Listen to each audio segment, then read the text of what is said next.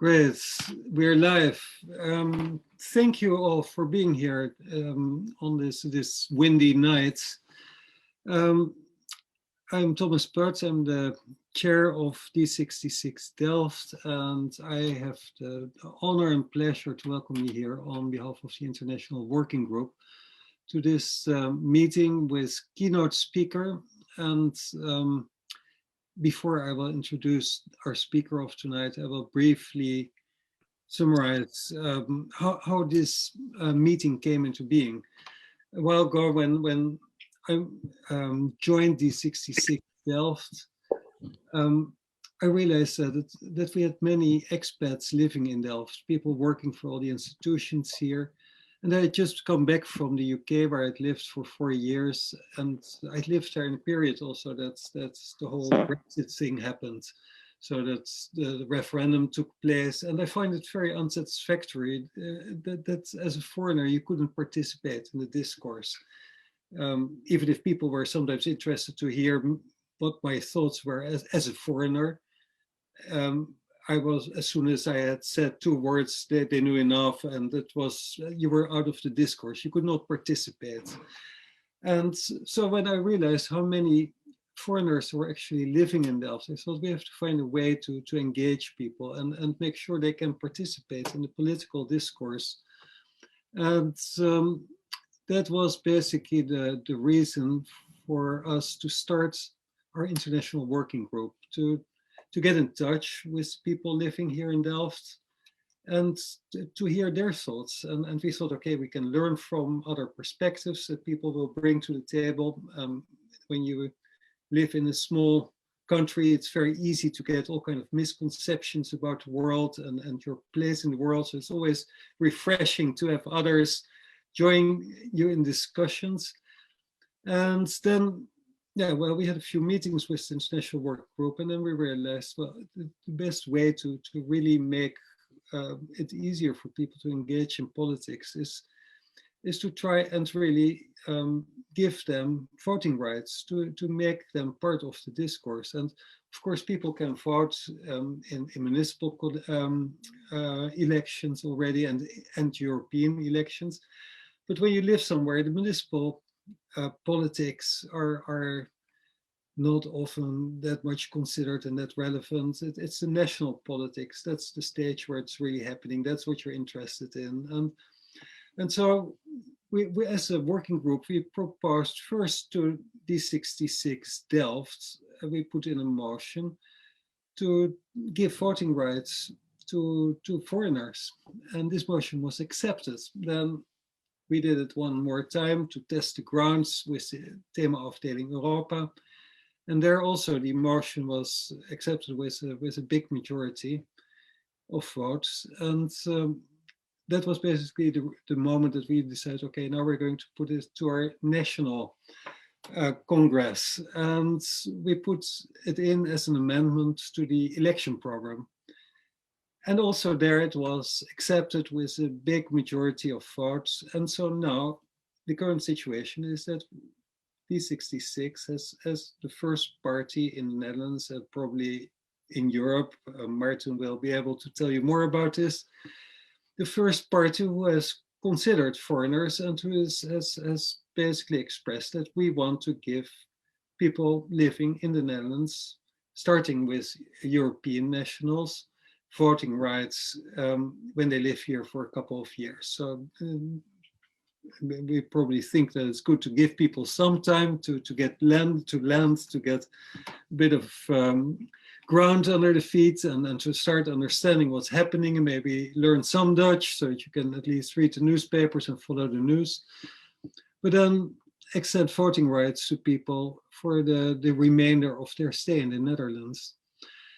And well, talking about this with some people, I realized that it's probably this was a good moment to now bring a specialist to the discussion. So I've done a little bit of research and I found that Maarten Vink is the big specialist, not only in the Netherlands, but for our Italian people here, it's probably good to know also in Firenze on citizen rights and And he has kindly agreed to give a keynote talk tonight about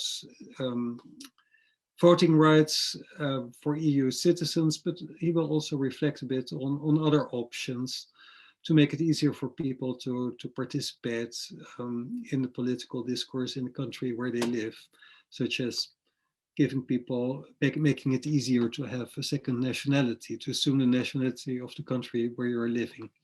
But this is just a brief summary of how we got to this point, and I hope this is enough now to get us started. I'm happy now, Maarten, to give the word to you. And I'm sorry, I didn't really explain all your professorships and affiliations. People know you're a professor in the Netherlands and in Italy, but maybe it's good that you start by briefly introducing yourself, and then we'll go to your talk. Thank you. Thanks a lot, Thomas.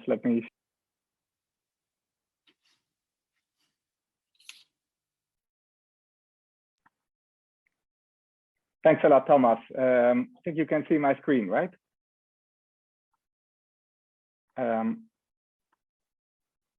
Sorry. Good afternoon, good evening, everyone. Thanks a lot, Thomas, and the rest of D66 in Delft for the kind invitation to talk about my favorite topic, the topic I work on all day long, the topic of citizenship.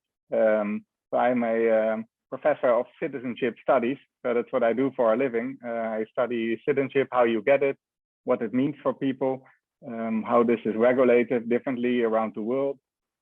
So in the Netherlands, in Europe, and actually globally.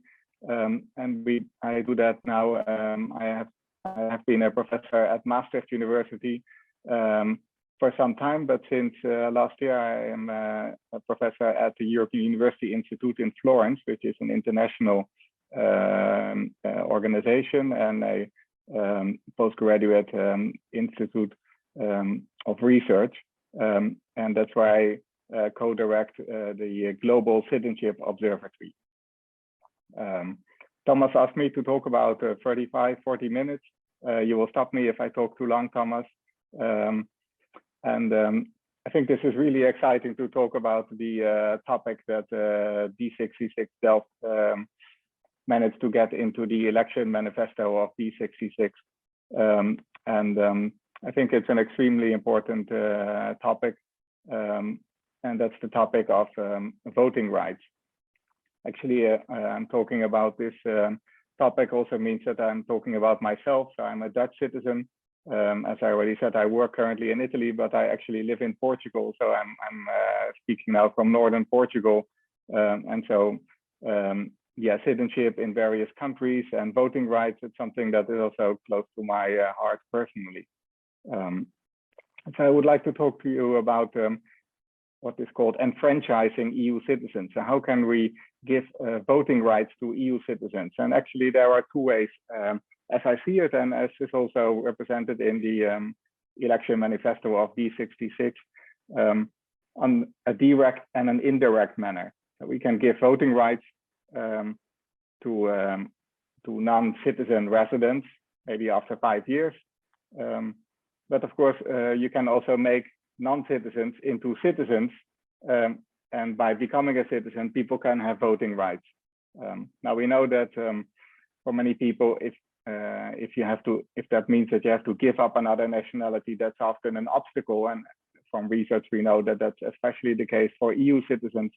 So that means that if we want to make EU citizens eligible to vote, we should make them dual citizens. And so these are the two options that I would like to discuss with you today. Should we give voting rights should we give voting rights to EU citizens in a direct or an indirect manner, or maybe both? And so what I will do today is talk a bit about the problem. How big is the problem of EU citizens that do not have voting rights? Then I'll briefly sum up the D66 proposal, which I think is interesting to briefly recap to know precisely what we are talking about.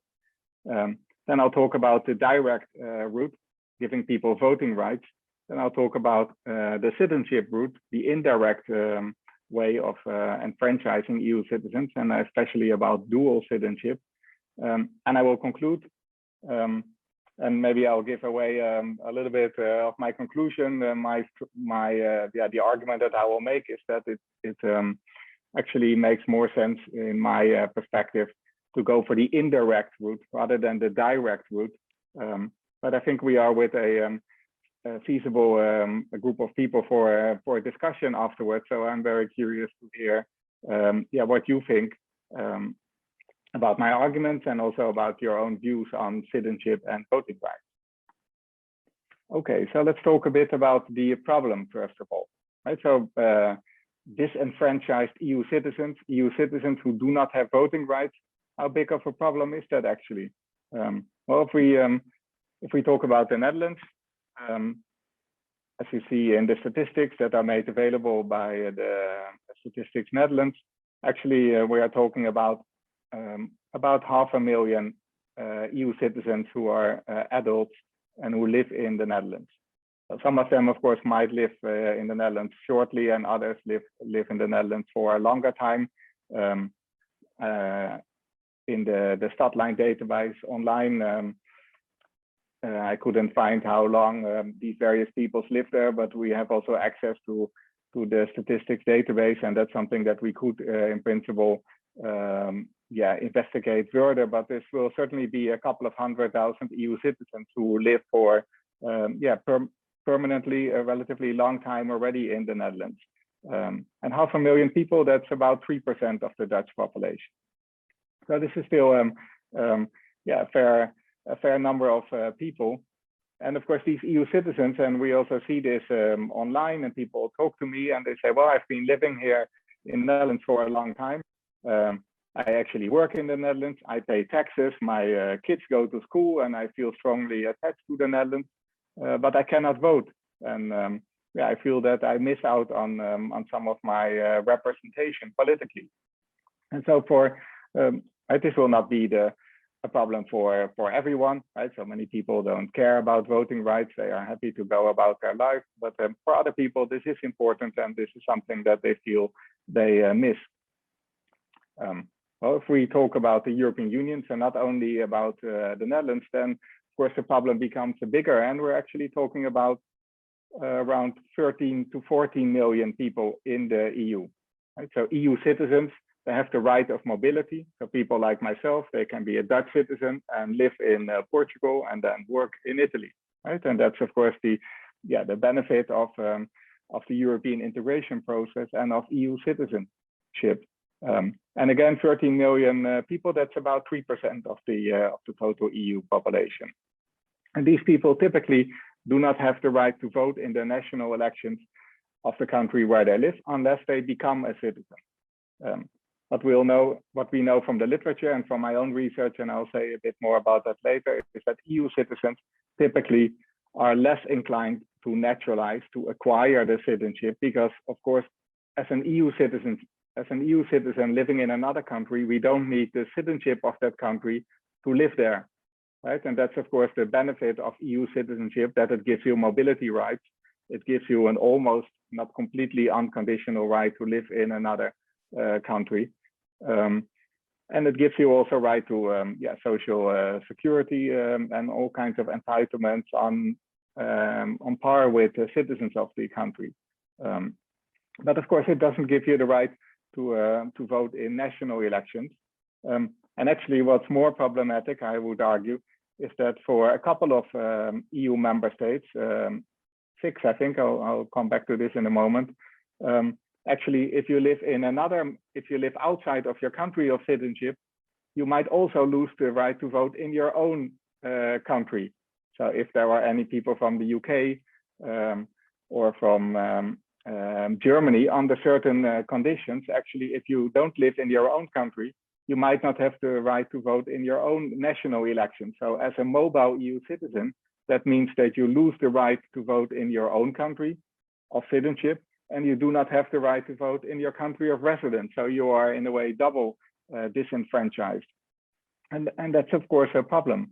And this is But we can talk about why is this, but this is, of course, first of all, because EU citizenship was conceptualized as a mobility instrument, right? So you are tied to the member state, that's the member state of your citizenship, but that gives you the right to go to other countries of the EU. And if you look at the little chart here on the screen, you see that, of course, it varies a bit what kind of people make most use of these mobility rights. And as you see here, Romanians are by far the largest group of mobile EU citizens, about 3 million, according to Eurostat, so the European Statistical Office statistics. Poles about 1.5 million, Italy also 1.5 million, Portugal million. But we see here in the Netherlands that there are also about 500,000 Dutch citizens who are usual residents in the rest of the EU. Right? So it's actually quite balanced. We have about 500,000 EU 27 adults living in the Netherlands, and we have also about 500,000 Dutch living in other member states. And of course, the Dutch also do not have the right to vote in the country where they reside. And so, yeah, that's why actually the D66 proposal is interesting. And I think it's important to briefly recap what we are talking about. So what was precisely proposed in the election manifesto of D66. And as I already mentioned, there are two proposals there that I would like to talk about in particular. So a direct and an indirect route to voting rights. And so the direct route argues for giving voting rights to EU citizens in regional and national elections who live for 5 years in the Netherlands. And so this 5-year period is also similar to the voting rights for non-citizens in the Netherlands who are not EU citizens. So as an EU citizen, if you live in Delft, you immediately have the right to vote in the next municipal election. But if you are not an EU citizen, you have to wait for 5 years until you can vote in municipal elections. Now, as many of you know, in the Netherlands, as a non-citizen, you cannot vote in regional elections, so the provincial elections. Not so much because the province is such an important regulatory body, but rather because indirectly the province, of course, elects also the upper house of our parliament. And that means that, yeah, if you vote in provincial elections, you also exercise indirect national level franchise. And secondly, D66 proposes also to facilitate the access to Dutch citizenship by liberalizing dual citizenship. And this is important. So this is here we are talking about the abolishment of the so-called Renunciation Requirement.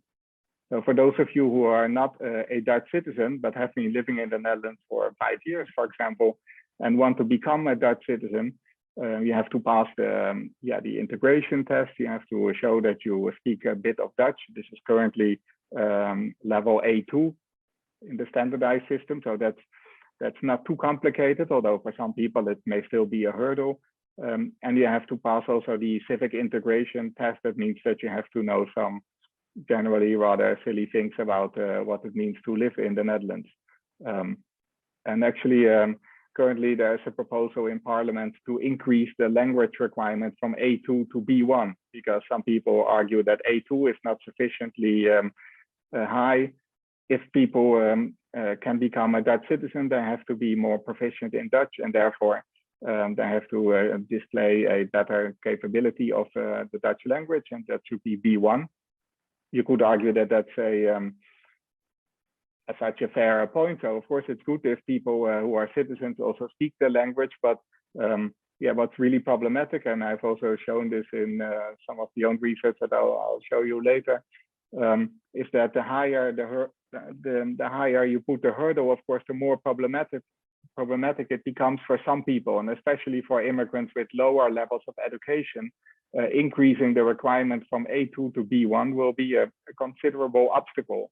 So we already see when we look at the introduction of these requirements in 2003, that the naturalization rates, that the rates at which people acquire Dutch citizenship have gone down substantially in the Netherlands. And so imposing these kind of conditions simply leads to not only lower numbers of people acquiring Dutch citizenship, but also to more inequality between migrants.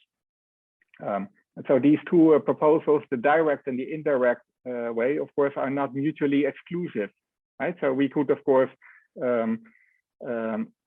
apply both of these proposals, so both the direct and the indirect. But I would argue, if we're talking about enfranchising EU citizenship, then actually the indirect way will already bring us very close to the goal where we want to be, right?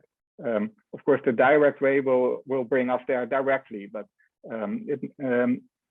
they are not mutually exclusive, but either of them probably is sufficient to achieve the goal of enfranchising EU citizens. Okay, we keep an eye on the time. So let's talk first about voting rights, and then I'll talk about citizenship, and especially dual citizenship. And yeah, indeed, some of you might have questions, and I'm happy, of course, to answer them at the end of the presentation, another 20 minutes or so. So EU citizenship, I think I will not be talking too long about this. Many of you know this already. This was introduced in 1992 with the Maastricht Treaty. Yeah, this is organized in this way that it's a derivative of national citizenship. So if you are a citizen of Italy, you are automatically also a citizen of the European Union. Or if you are a citizen of the Netherlands or of Portugal, it doesn't matter. You're always a citizen of the European Union. Now, what's really important is that when this was introduced, the European Union said, well, we're going to introduce, for example, the euro, right? So the economic and monetary union, and we should also have a political union that should be reflected in a status of citizenship. But we do not want to take away the right to regulate who is to be a citizen from the member states. So in that sense, this is a rather peculiar construction, because we have a joint status of EU citizenship, but how you become an EU citizen actually completely depends on the states, on the member states. So this is very easy, or relatively easy, in some member states and very difficult in other member states. And it's the same for dual citizenship. This is accepted in some member states, but not in other member states. And in that sense, we have a unified status, EU citizenship, but how you get it is actually completely up to the member states and very disharmonized. There have been attempts to harmonize this, but this has been clearly opposed by the member states. And so there have been some attempts, especially in the early 2000s, to give the EU a little bit more competence in this area. People argued, for example, that, well, immigrant integration is a really important question in the European Union, and we cannot address immigrant integration if we have not some kind of minimum standards on how you actually get the rights that might help immigrants forward in their lives. But member states said, no, this is something that we want to keep to ourselves, and it's up to the member states to decide who is to be a national of a member state and thereby a citizen of the European Union. Now, there are some things that I can talk more about in the Q&A if you're interested. As often when something is politically very controversial, then politicians cannot agree on this. And what happens when politicians cannot agree, we see that the judges, the courts, sometimes step in. And this is also the case with EU citizenship, where the Court of Justice of the European Union, that is based in Luxembourg, has actually taken on some jurisdiction with regard to relatively low but still significant level of harmonization. And this has to do especially with the extent to which member states can deprive somebody of their nationality. Because of course, citizenship law is not only about who gets it, but also who can lose it and under which conditions can we lose it. And this is where the court has said, well, we impose certain constraints. So you cannot just take away national citizenship, because it means also that you take away somebody's EU citizenship, and that's where the EU actually set certain limits. Now, as an EU citizen, you have the right to reside in another member state, to work there. And politically, of course, as Thomas already referred to, you have the right to vote and stand as a candidate in local and European Parliament elections. in the EU country where you live. So as a Dutch citizen, I have the right to vote in Braga here in the north of Portugal. And I can also decide whether I want to vote for the Dutch representative to the European Parliament. Then I have to send my vote to the Netherlands, or whether I prefer to vote for the Portuguese representative to the European Parliament. So I can choose. But of course, I cannot do both. So I can only vote once. If I would vote twice, then I violate the law and I can be fined. So there is voting rights for local or municipal elections, but not for national elections. Now, as Thomas said, the proposal by D66 is quite original. It's not completely original in the sense that this has been discussed not only in the literature among political philosophers and legal theorists, but it's also a topic that actually people have been talking about already since the 1980s, I would argue. So in the Netherlands, voting rights at the municipal level for non-Dutch residents after 5 years was introduced in 1985. And now EU citizens have it immediately upon arrival. But already at the end of the 80s, parties, especially on the left, started to talk about we should extend this right from municipal elections to national elections, so to the Tweede Kamer. And this was resisted by the center-right. But just to show you that this has been discussed before, and actually there are some examples in the EU where this is already practiced. As you see here on the screen, in the United Kingdom and Ireland, actually they have a system of reciprocity, where if you are an Irish citizen who resides in the United Kingdom, you can actually vote for the general elections in the United Kingdom, and also the other way around. So national voting rights for non-citizens are not completely unheard of.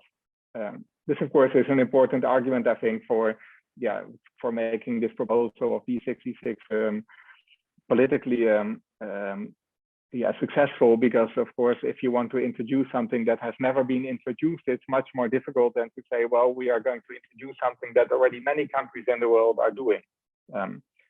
Now, with voting for non-citizens, national voting for non-citizens, this is certainly the exception. There are only a few countries in the EU. I list them here. And around the world, there are just a couple of other countries. So this is very rarely practiced. Portugal, where I live, is an interesting case based on again a reciprocity agreement with Brazil. Brazilian citizens can vote here in Portugal for national elections if they indicate that they are not going to vote for national elections in Brazil. So again, there are some caveats there, but there are some examples. Now, what's very important, I think, for these discussions at the EU level is that it's not only about, when we talk about enfranchising EU citizens, it's not only about EU citizens in the Netherlands having the right to vote for the Tweede Kamer, but it's also about whether EU citizens actually have the right to vote for their own national elections when they reside abroad. And I would say this is even maybe a more obvious problem because typically when you go back a couple of decades ago, this was actually standard practice.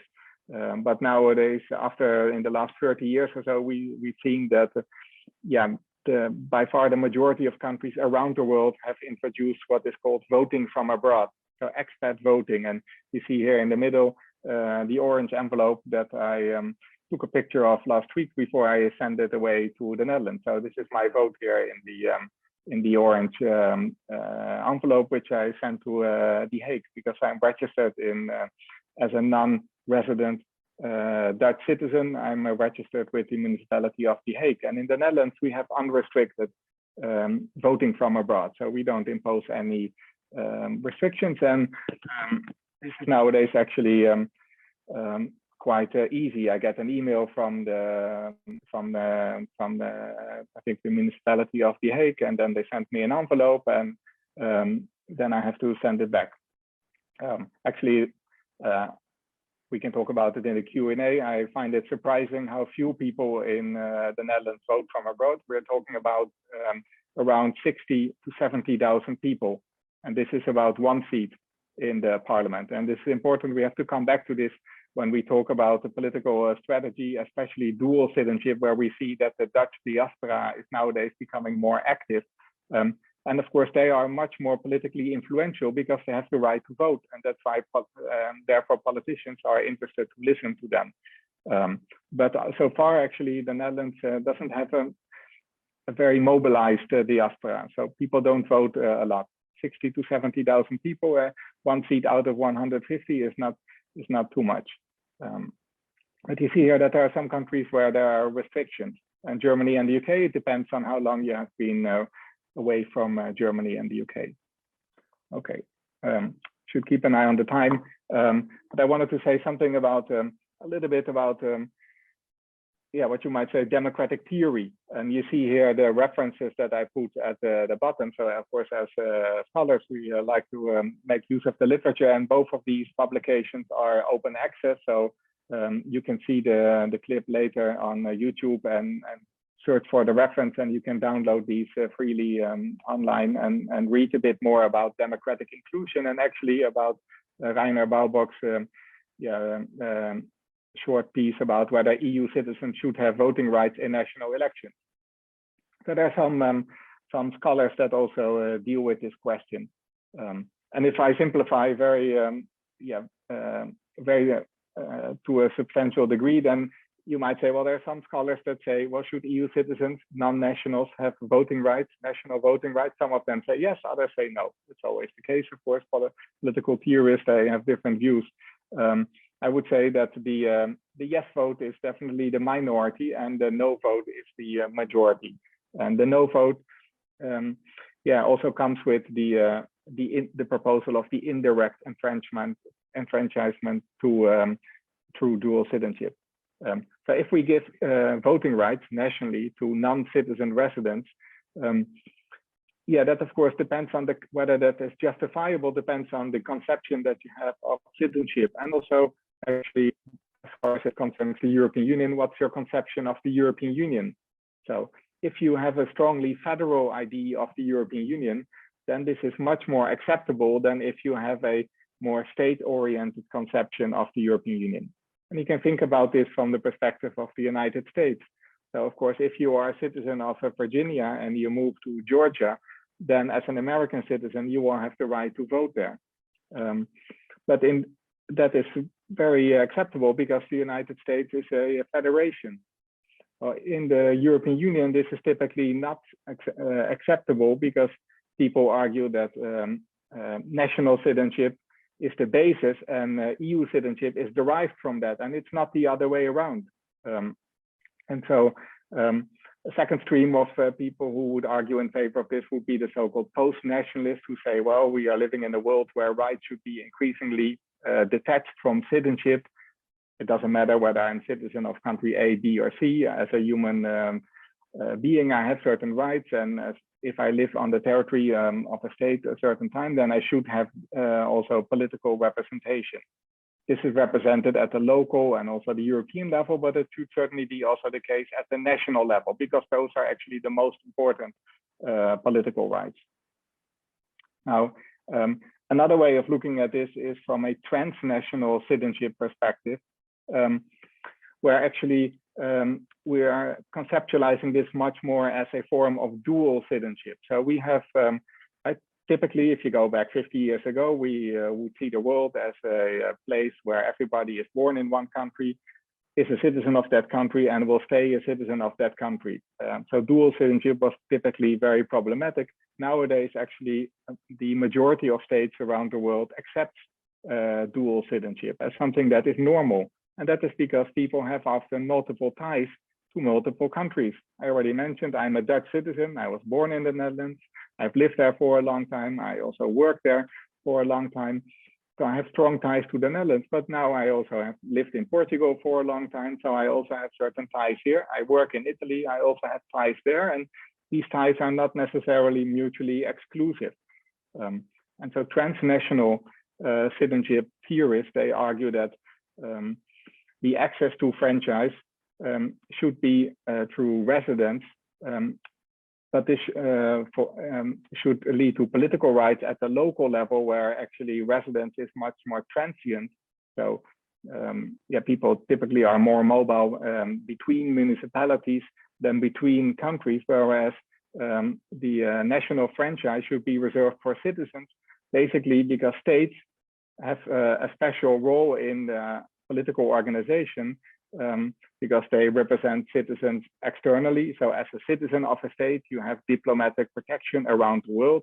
And states also have a certain, yeah, we should have a certain transgenerational continuity about states. So we cannot let the state, the major decisions of a state be dependent on people who come and are live in the country for a certain time and then leave again. And so that's, yeah, that's where people are rather reluctant to disconnect national franchise from citizenship. Okay, there's more to say about this in the Q&A, but I want to have maybe 10 more, 5 to 10 minutes to talk a bit about citizenship and to wrap up. We can come back to some of these discussions. So if we are not enfranchising EU citizens by giving them national voting rights, and as I said, there are some arguments in favor, but it will be more difficult to sell politically. Also theoretically, I'm not completely convinced that this is the right way to do it. What I would argue is that the way to enfranchise non-citizen residents and EU citizens in particular is through citizenship. So if people want to vote in national elections, they can become a citizen. Now, this is of course easier said than done if the requirements for citizenship are so strict that it is virtually impossible to become a citizen. And that's actually the case in some of the member states in the European Union. When you look at the list of the rates at which people acquire citizenship in countries such as Denmark or Austria, actually very few people acquire the citizenship. And so in those countries, actually the argument that if you want to vote nationally, you should become a citizen is actually not very convincing, because becoming a citizen is very difficult. Now, in the statistics that are provided by Eurostat, we see that on the whole, EU citizens, which are in the dark blue bars here, they become much less frequently a citizen of the country where they live. So the top country, Sweden, here it's 4% of the Swedes who live in another country. No, sorry, in Sweden, EU citizens, only 4% of the EU citizens become a Swedish citizen. Whereas if you look at the non-EU citizens living in Sweden, this is about 8.5%, so about double. And in the Netherlands, we actually see the same among the EU citizens in the Netherlands. Actually less than 1% becomes a Dutch citizen, whereas among the non-EU citizens, this is about 5%. So non-EU citizens have a much higher naturalization rate than EU citizens. And that is because, of course, non-EU citizens, right, you can think about all kinds of migrants, but especially, of course, migrants from less developed, politically unstable parts of the world, refugees, for example, they have a very strong inclination to acquire Dutch citizenship because it will give them resident security and really be a life-changing decision. Whereas for EU citizens, it's not about matter of life and death, but it's of course about belonging and also having political rights. And so we know that actually EU citizens naturalize low, and the rates vary strongly between countries because this is a purely national affair. But actually one major obstacle for naturalization for EU citizens is dual citizenship restriction. And so that's what I've been researching in a couple of papers. And again, you see the references here. You can read these papers if you want freely online. But in one study that we recently did, we tracked immigrants in Sweden, the Netherlands, and Denmark for a period of 20 years after they arrive in the country.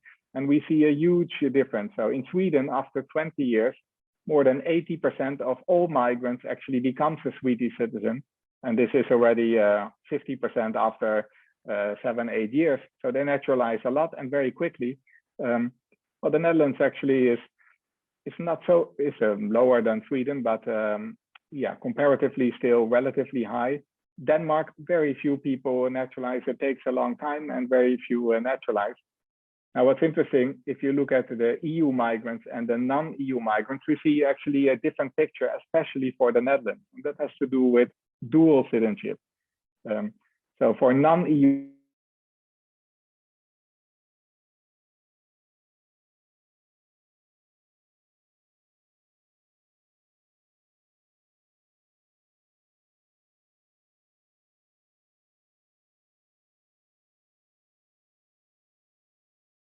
you see also that in the Netherlands it takes a bit longer before the rates converge with Sweden.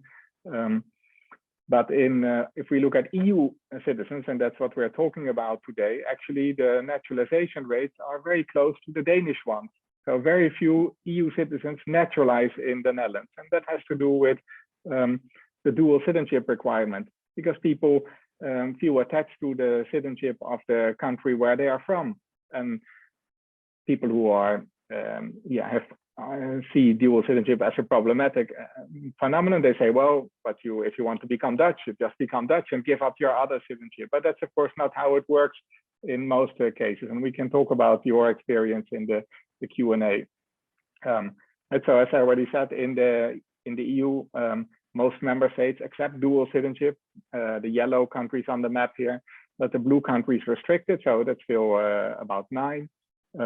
Well, these restrictions can be very strict, like in Austria, or they can be rather moderate, like in Spain and the Netherlands to some extent. Germany is an interesting country together with Bulgaria and Latvia because they have a dual citizenship restriction, but they make an exception for EU citizens. So that's actually an intermediate solution that could also be a part of the discussion, right? So we accept dual citizenship only for EU citizens. Now in the Netherlands, this has been restrictive traditionally, but in the mid-1990s, we had actually a temporary liberal situation, and that allows researchers like myself to actually see what happens when we liberalize and when we restrict, right? And so that's interesting because the proposal by D66, people might ask, well, what will happen if we liberalize dual citizenship? And actually, we have a pretty good idea what will happen. And we can look at this by looking at what happened after 1997 when the renunciation requirement was reintroduced again. Actually, what's interesting to think about is that the liberal attitude towards dual citizenship in the Netherlands was also introduced, especially as a compromise. And I come back to this in the conclusion. Even if I have a strong preference for the indirect way of enfranchisement over the direct way, it's actually still politically interesting to have both in the election manifesto, because when you go back in time to 1989, when we had a government from the Christian Democrats and the Social Democrats, CDA and PvdA, actually the PvdA was pushing for national voting rights for non-citizens.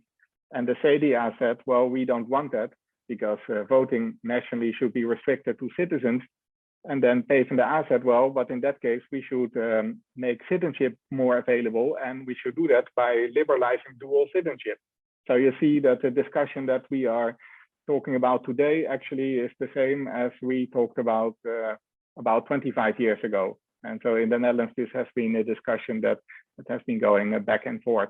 I will not go into detail here, but in the paper that you can see here and can read online, when we investigate the effect of the restriction in the Netherlands after 1997, we saw that this leads to a really lower naturalization rate. So dual citizenship really matters for access to citizenship, and this matters especially for EU citizens. That's what we find. And in Sweden, we see the same thing, but the opposite, because Sweden is a good example of a country that liberalized. And we can actually see exactly the same pattern. Well, this is represented here. 2 slides, and I'll conclude, Thomas. So before I conclude, I wanted to say one thing about attitude. So what do people actually think about dual citizenship? So we can, of course, discuss this in the Q&A amongst ourselves. But since most of you are affiliated with D66 or are interested, I might suppose that many of you will be positive towards dual citizenship. But if we look at the general attitude in the Netherlands to dual citizenship, and that is important when we discuss this political proposal, it's important to realize that this going back and forth between restricting, accepting, restricting dual citizenship also reflects attitudes among the population. So when we did a survey and we asked people, what do you think about dual citizenship? We asked them, well, should immigrants have dual citizenship? But we also asked them, can the Dutch abroad have dual citizenship? So immigrants, and we saw that actually people have different views on this. So people are much more restrictive with regard to immigrant dual citizenship than regard to immigrant dual citizenship. So we call this a double standard. Right? So an immigrant who comes to the Netherlands has to give up his or her other nationality before they can become a Dutch citizen. But a Dutch abroad who lives in the UK or in the US, we think that they, even if they become American, we still consider them Dutch, and they should be able to hold on to their Dutch citizenship. So we see that there is an inconsistency. This is especially among center-right parties. Among the D66 electorate, that's actually not the case. So D66 electorate is much more consistent because the D66 electorate is consistently positive. But that's a minority view in the Netherlands, about 25%, 26%. There are also about 22% of the population that is consistently negative. You might think about PVV or Forum for Democracy voters. But then in the middle, there are some, there are quite a lot of people who find it more acceptable for dual citizenship for immigrants than for immigrants. Okay, let me conclude, because there's a lot to discuss. I'm sure you have many questions and thoughts about this. When we talk about disenfranchised EU citizens, we are talking about 3% of the population in the Netherlands and in the European Union. So about 500,000 people in the Netherlands. So really a substantial number of people who could, of course, also make a difference in voting, right? If they are going to vote, that will also be reflected in certain patterns. Now, it's important, I think, to, right, so traditionally this was not introduced because EU citizenship is conceived, I think, initially maybe more as a form of mobility. People go to another member state, they live there for a certain period, they work there for a certain period. But what we see is actually that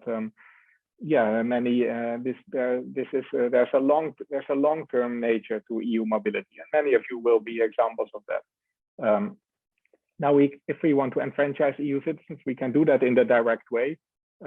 It's more controversial because it means a reconceptualization of citizenship. We have to disconnect citizenship from national voting rights.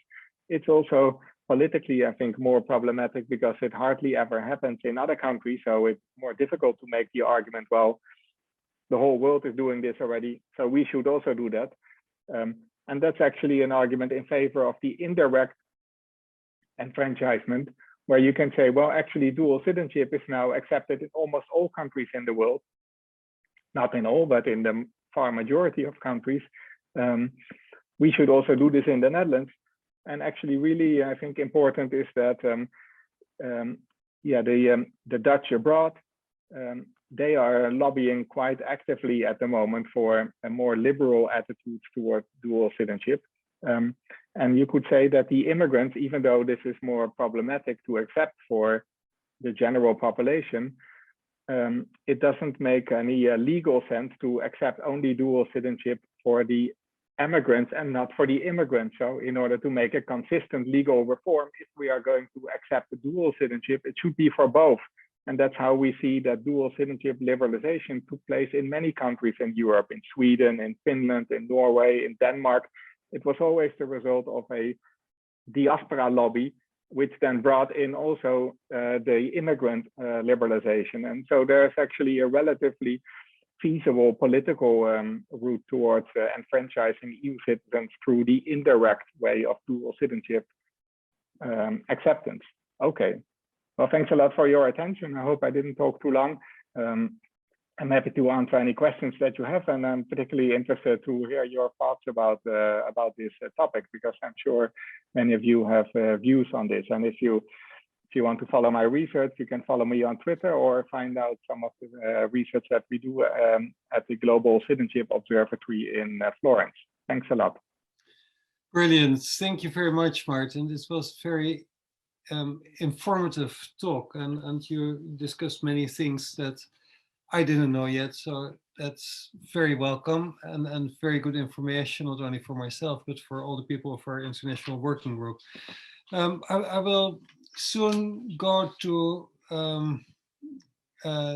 questions, first a few of my own, then questions of others. But first I would like to explain that we're streaming this, and only the people who are speaking are being streamed. And so if you decide you want to ask your question in person, at that moment you will be in the live stream, and you will be just on YouTube and visible for others to watch when they consult this stream later on.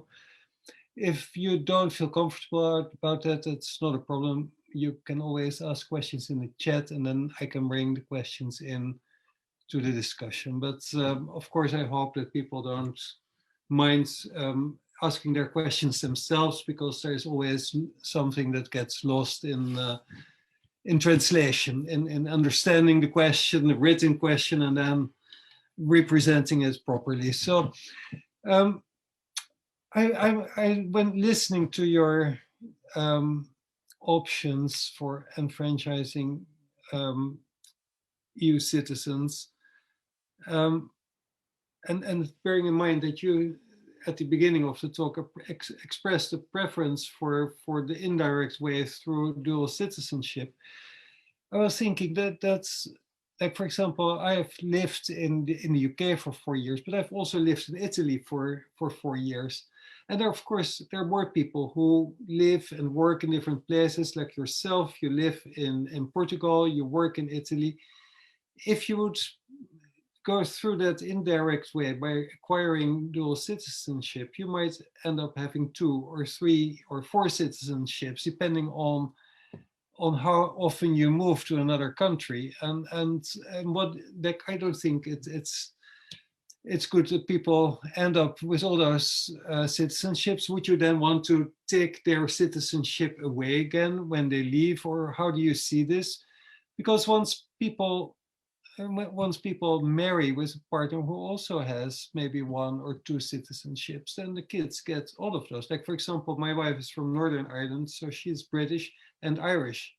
My kids, because we're married, they're Dutch and British and Irish. They have 3 nationalities.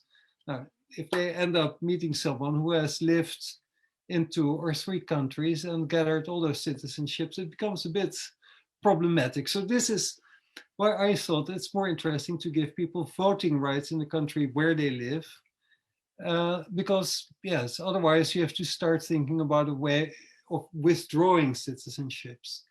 And so I'm very curious to know why you have this preference for the indirect way through dual citizenship, and what your hesitations are with the voting rights. Yeah, thanks a lot, Thomas. That's a very good question. First of all, we see, of course, that around the world, actually multiple citizenship proliferates, right? And so that's indeed, the natural result of the situation that you outlined, people moving across borders, inter-citizenship marriages, and the children have then often multiple citizenships, and they transmit that. First of all, there are some restrictions in the law in many countries with regard to the transmissibility of citizenship. So in the Netherlands, for example, if you live outside of the Netherlands for 10 years and you don't live in the European Union, and you have another citizenship and you don't renew your passport, then you will lose your Dutch citizenship. So in the Netherlands, actually, there are quite a couple of ways in which you can lose your Dutch citizenship. So at the moment, it's also by naturalizing abroad, right? And of course, you can lose it by residence abroad. yeah, and then there are other ways in which you can be deprived, right? And when I look at the manifestos of the other political parties in the Netherlands, actually most of the parties, they talk about jihadism and terrorism and how we can take back, deprive people of their citizenship. So but there are also other countries like in the United States, when countries that restrict the transmission of citizenship at birth.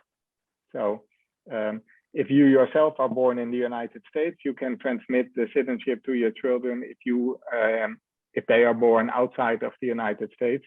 But if you yourself are born outside of the United States, then it's much more restricted. You should have lived for some period of your life in the United States before you can transmit it. And actually quite a few countries have these kind of limitations, especially for the reasons that you mentioned, Thomas, that we don't want to be over-inclusive, right? So, and this over-inclusion is generally regulated either with a limitation on transmission at birth or by some kind of regulation that means that you can lose it at some point in life. So yeah, there are some natural restrictions, and I think that yeah, that is yeah, fair enough, as long as yeah, there are sufficient safeguards in place to make sure that people do not end up stateless. So that's the first answer. Well, secondly, yeah, with regard to citizenship, and especially with regard to voting rights, right? So yeah, so the question is, right, who should have the right to vote at the national level? And yeah, as it stands, and also as I see it, voting in national elections also means making a vote for not only for a particular moment in time, but also as part of, you could say, an intergenerational community. So it is not something that is maybe as transient, as easy to pass by as you would do at the municipal level. So I think that it is fair to require that people have a strong link with the country in which they live, and that yeah, and the strength in the literature, we refer sometimes to a genuine connection between an individual and a country. Yeah, that requires a certain level of residence, right? That's captured in your proposal, but maybe also a certain commitment. So yeah, what does it mean if you vote once, but then move on to another country and you no longer, but can we really say that, do we really want people to vote in one election and then no longer to have, and not to have this sense that, well, the vote that I make today also affects the rest of my life and even my children and yeah, generation beyond me. So there is a, yeah, you could say that by tying citizenship, by tying voting rights nationally to citizenship, it is the expression that we want people to be aware of the long-term consequences of that vote. And that's why I think there is a fair argument to make for asking people to commit to citizenship. But again, this is only under the condition that actually citizenship should be accessible, right? Because otherwise it ends up in exclusion. Very interesting, but now I understand better why you have this preference for the indirect way through dual citizenship, because you talk about, yes, this commitment, people being somewhere, like establishing their life there. Whereas for me, I like, of course, when I lived abroad, I would have wanted to be part of the discourse, but I also see that giving voting rights to people who live here only for a few years and might leave again is also a great way of furthering European integration, in the sense that what I now see, and I saw this especially when I was living in the UK, is that politicians there were having two different phases. One towards their own national audience, where Europe was always blamed for everything that went wrong. Also in the UK, whatever was wrong was because of Europe. And then when they were in Europe, they had a totally different position. Then they were talking about collaboration and whatever. But this is something I've been noticing a lot. And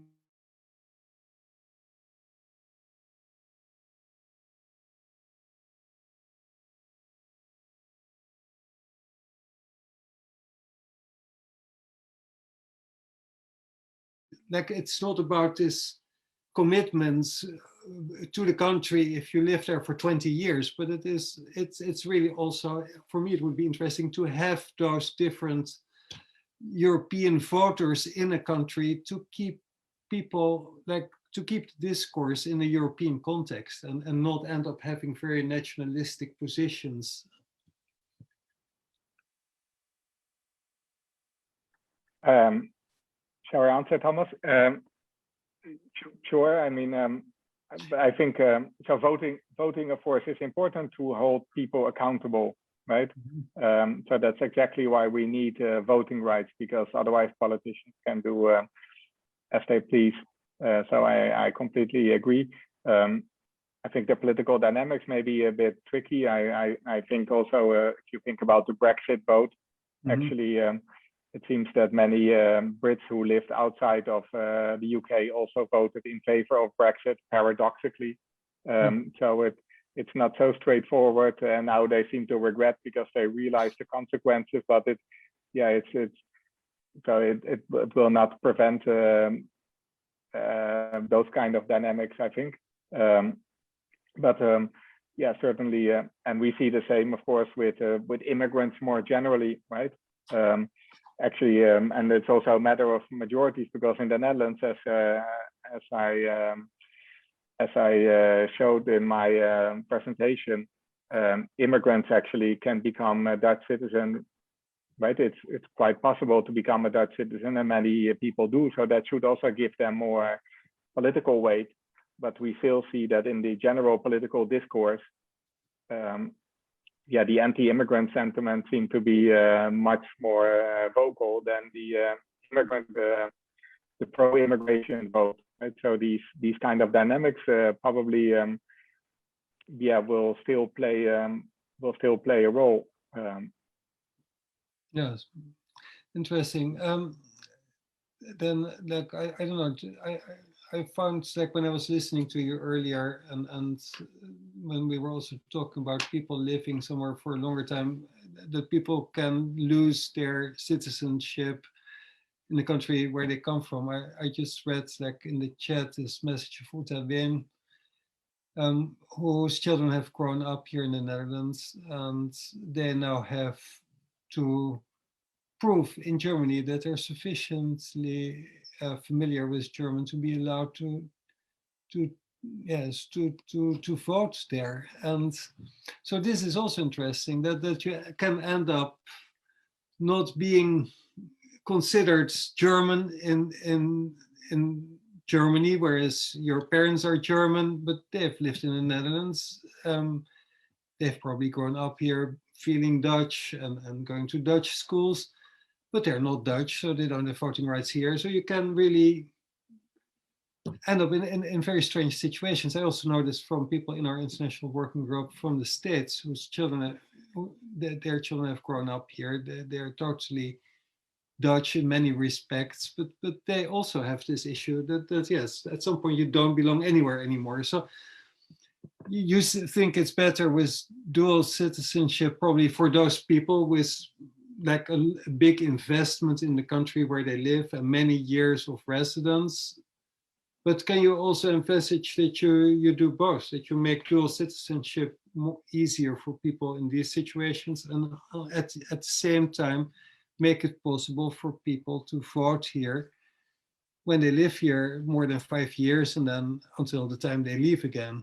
Is that an option, or do you think we have to make a choice?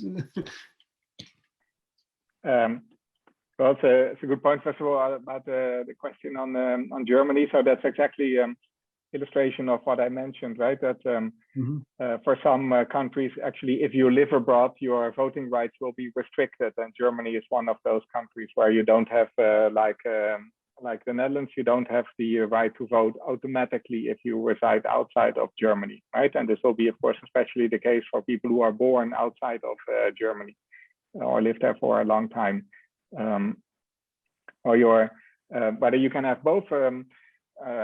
I can answer.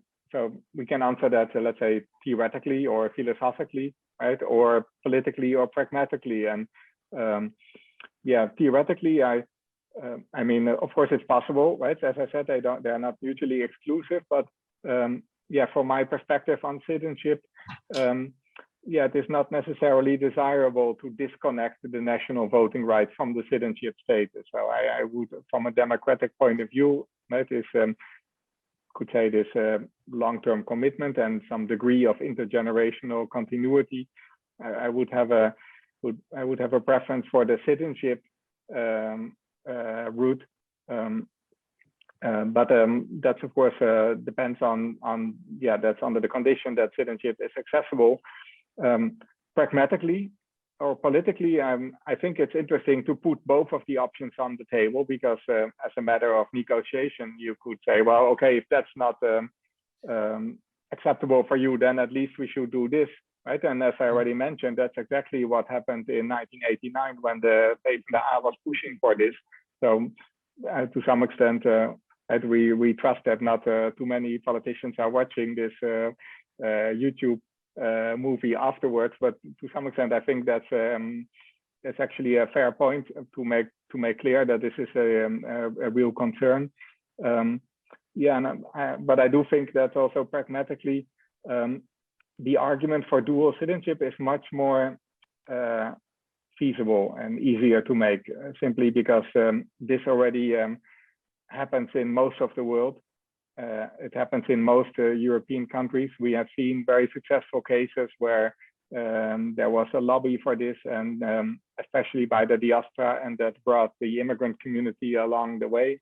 And so that's actually a pretty feasible option to enfranchisement, whereas putting voting rights for EU citizens on the table, or non-citizens in general, may be a bit of a red herring or a red flag. So people say, well, we're not going to do that. You're hollowing out our notion of citizenship. So it may lead to more antagonism.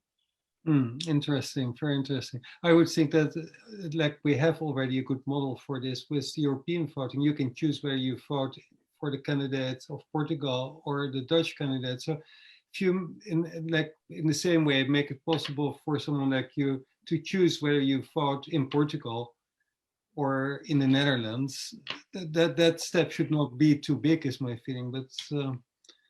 But let's go to some other questions. I see. I have a question. I had my hands raised for a long time now. Maybe yes, that's why I was coming to you, Piero. Okay, thank you. Well, thank you very much for this very interesting lecture, first of all. That triggered, some of the things you said triggered thought. I am no legal expert, but actually I was thinking, and maybe strongly biased by the fact that I've been living in this country for 20 years almost. And I am quite furious that I cannot vote, because it seems to me a violation of my right.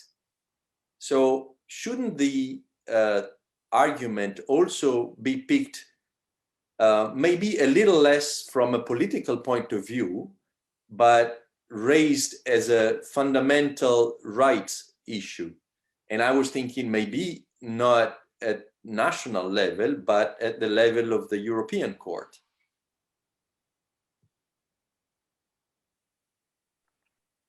That's an interesting question.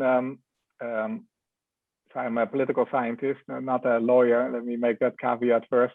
But I'm generally familiar with many legal discussions. Yeah, of course. I think your case would be difficult at the European Court of Rights. You can say the European Court of Human Rights, are not the court in Luxembourg that I refer to, but the Human Rights Court in Strasbourg. I don't think that there is such a universal right that you could rely on to vote under any circumstances. Also because for you, there should be a feasible route to voting, which would be through citizenship, right? And this may be that you need to give up another citizenship, but at least from a human rights perspective, that means that if you want to be enfranchised, there is a feasible route towards voting, namely through citizenship. And so courts would say, well, if you want to vote, you have to become a citizen. Yeah, there's no. What is the legal principle that links citizenship and vote rights? Well, I suppose representation. Yeah, I pay the taxes. I've been paying taxes here for 20 years. Yeah. Shouldn't I be able to vote and therefore influence how my money is spent? Yeah, well, I think you have a fair case, even though the paying taxes is a bit tricky because, of course, there are also people who do not pay taxes, but we still think that they should have a right to vote, right? So it is not necessarily tied to. But I could go on and cite many other things that are related to me living here that would give me a right to vote. Yeah. It seems to me a pretty fundamental issue under the point of view of a non-expert. Oh, it is, but so the way that this is organized politically and therefore also legally is that national voting rights are the privilege of citizens, right? But there is no universal fundamental right of national level representation for non-citizens, right? So non-citizens, of course, have many, right? So if you think about human rights, so people have, of course, many human rights, a right to fair trial and non-discrimination and many of these kind of rights, but political rights are typically, restricted to citizens. So there's also no universal right to municipal voting for non-citizens. So this is something that states see they granted to their non-citizens. And in the European Union, we have agreed that we give this right also to mobile EU citizens, but there are no universal level treaties that you could rely on. So the main principle is through citizenship. So of course, if you were a citizen and you were excluded, right, then fundamental rights will be violated. But as a non-citizen, you don't have this right. So there, of course, you have other political rights, right? So you have the right to protest, to go to manifestations, to organize yourself, and to associate with others. So those are universal political rights, but there is no universal level national right to national level franchise. It is very interesting because, like this point of Piero, because in the past I remember often like voting rights were also connected exactly to taxation, to people paying their taxes somewhere. That was often a precondition. And I just saw like that Adam Dorrell left, he left a chat, but he left a message saying no taxation without representation. That was the Stamp Act from 1765, a meeting that led 9 colonies to declare to the English crown that they had no right to tax them if they didn't get voting rights in the UK. And so I think this connection between paying taxes and having voting rights is historically there is a lot of ground for this. Well, so sure. I mean, there's but this can be this has two phases, right? Can be good and bad. So if you think about voting rights in the Netherlands and in many countries around the world, actually, historically speaking, only landowners, people with money would have the right to vote, right? That's so in the Netherlands, census kiesrecht, right? So this was actually the voting rights were actually restricted to people with money, and yeah, that's with the generalization, universalization of voting rights. Of course, this was disconnected. And I think for good reason. So even though Piero, of course, he has a fair point that it is part of the genuine connection that you have with the Netherlands, right? So it is certainly a legitimate argument to rely on that. Well, you are living in the Netherlands, you are part of socio-economic life with many, and not only with paying taxes, but of course with many connections. So representation, of course, is it's a really important point. That's why I think it's really important that D66 puts this on the agenda. I had in my slides actually, a couple of examples that I didn't have time to go into of the European Citizens Initiative. So there are a couple of examples where there was also a European level attempt to table this in Brussels, but have been unsuccessful so far. But one of them is still running. So it is certainly part of your connection to a country, but in the way that this is organized politically, and the law is a reflection of the political status quo, also in terms of universal rights and international treaties. The franchise goes through the citizenship. So that's why I think that if you want to vote, right, and if you would not have to give up your other nationality, probably becoming, well, I'm not sure, I cannot speak for you, right? But what I can do is speak for many people.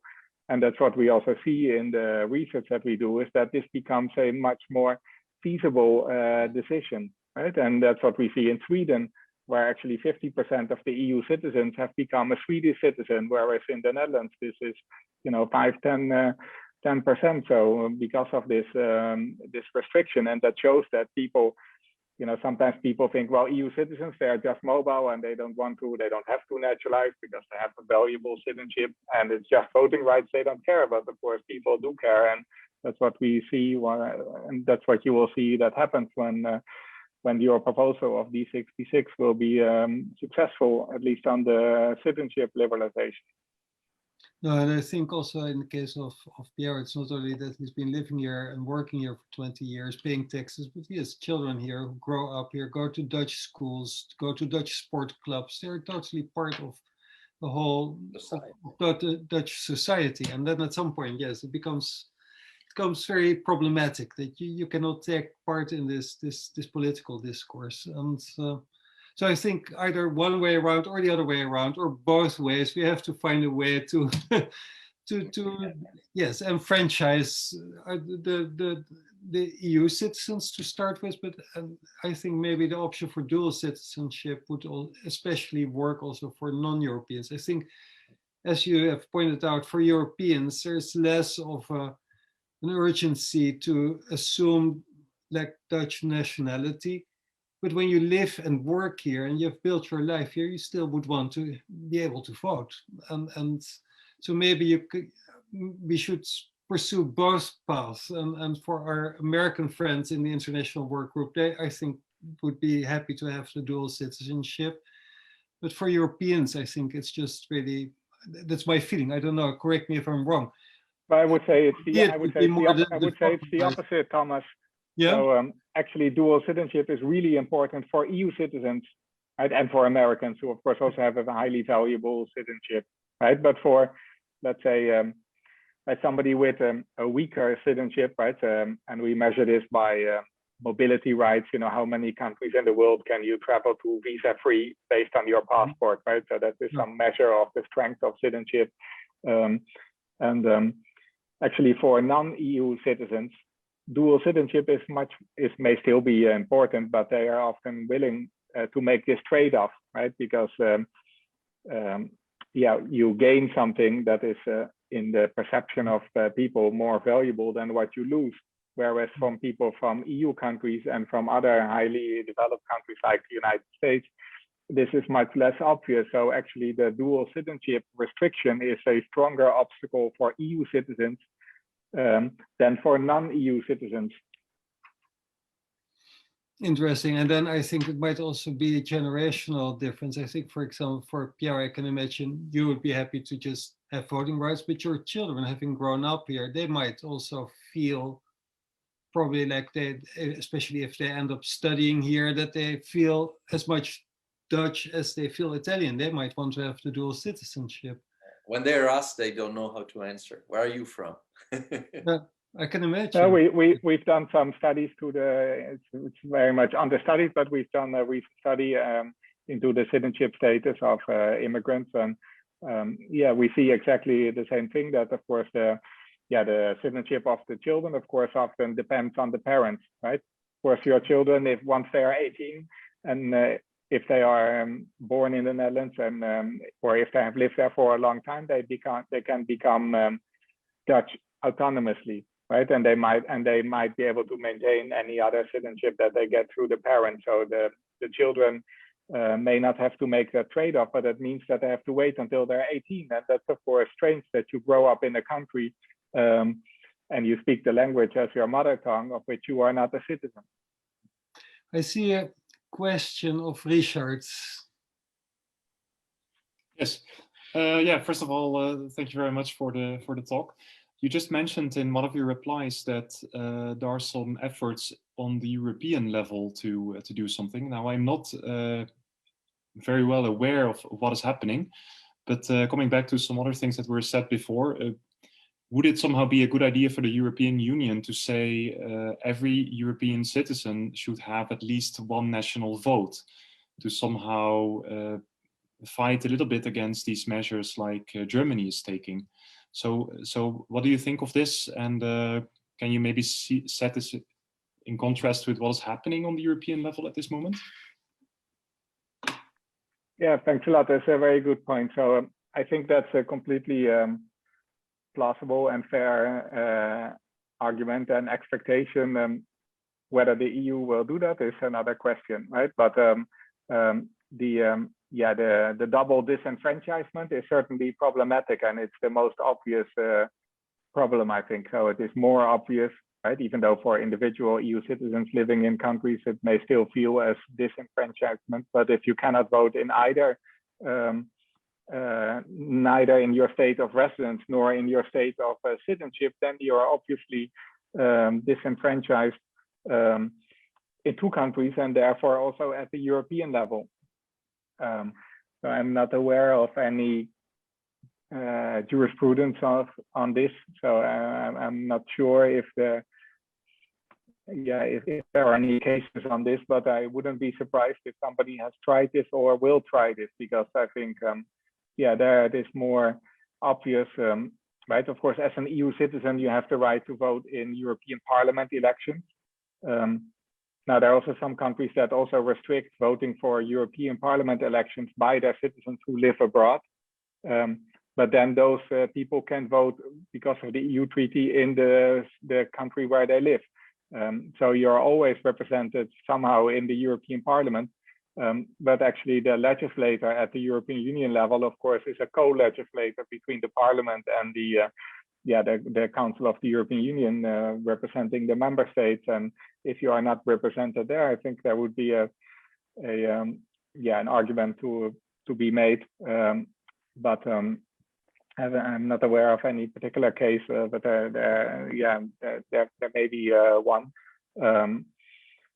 But there are some, at the European level, we have this European Citizens Initiative, and that means that you have to collect 1 million signatures, and then you can put a topic on the agenda of the European authorities. And there's at the moment, an initiative which is called the Voters Without Borders. So there was a previous initiative, Let Me Vote, from further years ago. That was unsuccessful. They didn't manage to collect the 1 million signatures. But there is an initiative which is called Voter Without Borders, and they are currently collecting signatures for a European Citizens Initiative. So you find the information online, that's actually still ongoing. I think they are currently collecting votes until August 21. Thanks. I see somebody shares the link already, and they actually make the argument that they argue for strengthening of the voting rights. Both actually the proposal that your group is making, voting for national elections in the member state, but on their website you also find the report where they also observe that actually some states also restrict voting for their citizens who reside abroad. So that's the double disenfranchisement. So that, of course, these initiative works in such a way that it's then tabled, and then something might happen with this, right? But you might know that there's now also the beginning of a new process on the Convention on the Future of the European Union. So we're talking within the European Union about the future, and this is also the moment to table these kind of topics. Yeah, generally speaking, as a pragmatist, I think much more can be achieved at the national level than at the European level. So I'm skeptical that the EU will achieve a treaty change that will force some member states that currently have these voting restrictions in place to change their legislation. I think that will be very difficult. I think the national route will be more feasible, but this depends a bit on the state where you reside. Like I said, the dual citizenship liberalization in the Netherlands, it has been something that has been going back and forth, and that's not unfeasible. Actually, the last, as you might know, since D66 is currently also in the government, actually it's in the coalition agreement of the current government to liberalize dual citizenship, and D66 managed to negotiate that, but the other parties simply ignored it, and nothing happened with it. That was because it was too controversial. They don't want to give too much political what is it? Well, in Dutch we say wind in de zeilen, right? So they want to give too much ammunition to populist right opposition, and that's why I think CDA and the VVD didn't want to go that far. But I feel that now actually there are a couple of parties that refer to the diaspora and the expats in their manifestos that there seems to be more support for this now. So I wouldn't be surprised if something happens there. But certainly something at the national level is easier to achieve than at the EU level, right, where things are much more complicated. But this is certainly something that, that is discussed at the EU level, and I think also, I wouldn't be surprised if at some point there's jurisprudence on this. I think we're running. Well, it's 9:30. We're coming to a time that I think we should come to a close, and